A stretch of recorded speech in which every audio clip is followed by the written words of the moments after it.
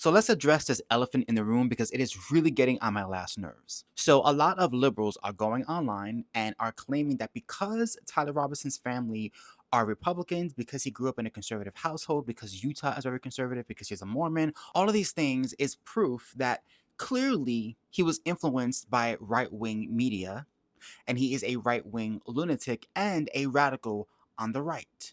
You have this guy saying they seriously can't handle that the shooter was a white guy from a conservative family. It's melting their brain. No, what's melting our brains is how completely idiotic you people are.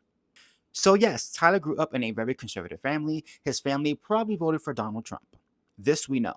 But what they're failing to realize is that people who were close to Robinson are stating that he was very left wing. He became very left wing. And according to the article, he was the only leftist in his family.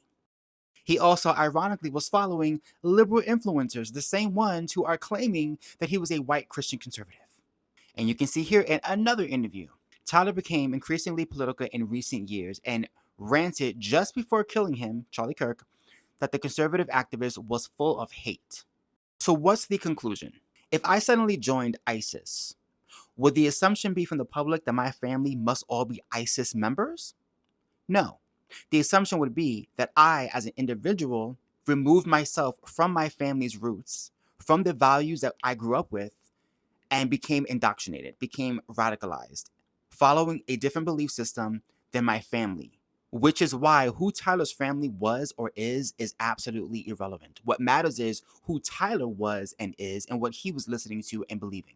Put it this way, think about all the people back in November who disavowed and disowned their own family members, including their parents. So many kids, right? So you would think, well, why would a liberal 22-year-old disown their parents? Didn't they grow up in a conservative household themselves? The answer is yes. And guess what? They switched parties. They changed. They became radicalized. Their ideology changed. A plethora of things can happen.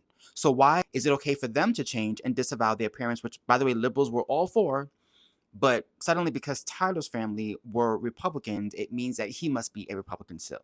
That narrative only makes sense because they're trying to distance themselves from who this person is and what he was listening to.